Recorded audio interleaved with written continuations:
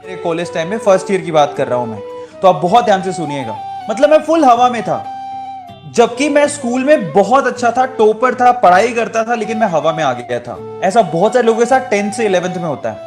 अब एक दिन क्या हुआ कि मैं खाना खाता था किसी होटल में। आप लोग बहुत ध्यान से सुनिएगा।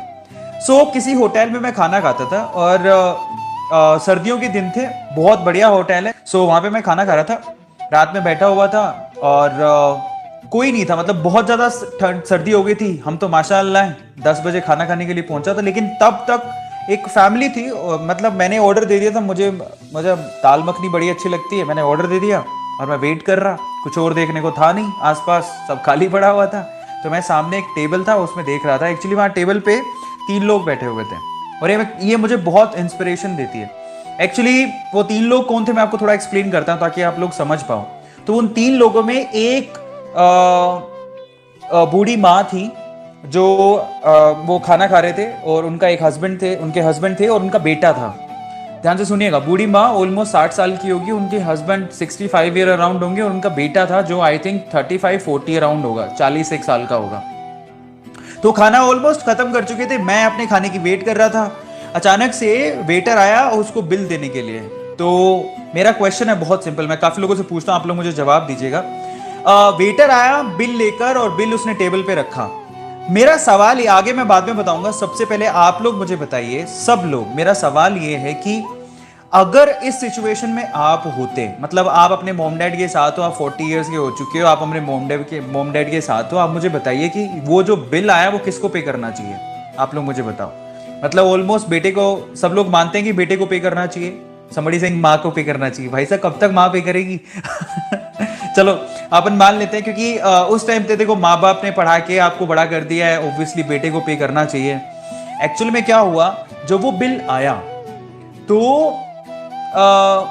जो बूढ़े, मतलब ओल्ड फादर था, वो भाई साहब खाना खा रहे थे, बेटा पानी पिए जा रहा था। और मैंने ये देखा, मुझे नहीं पता सर्कमस्टेंसेस क्या है, लेकिन मैंने ये देखा कि वो माँ अपना खाना फिनिश किया और वो खड़ी हुई और खड़ी होने के बाद टेबल पे गई और उन्होंने, मतलब जहां से पैसे निकालते हैं, पैसे निकाले और पे किए।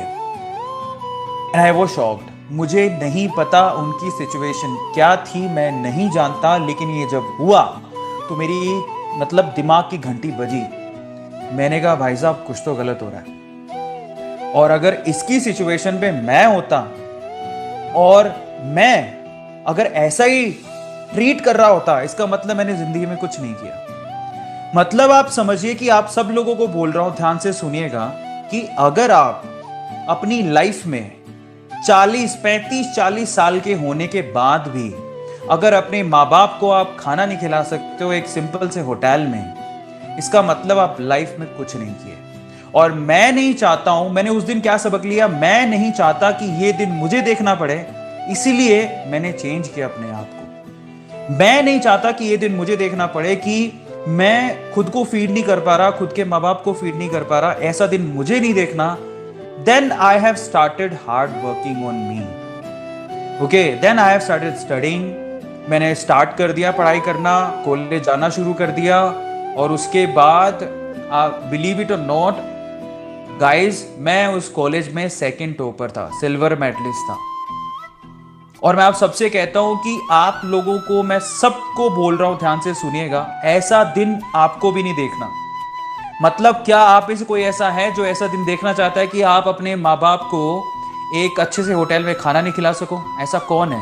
कोई नहीं है। सब लोग चाहते हैं कि कम से कम यार माँ बाप इतना हमारे लिए कर रहे हैं कि हम लोग उनको एक अच्छे होटल में खाना खिला सकें, उनकी सेवा कर सकें।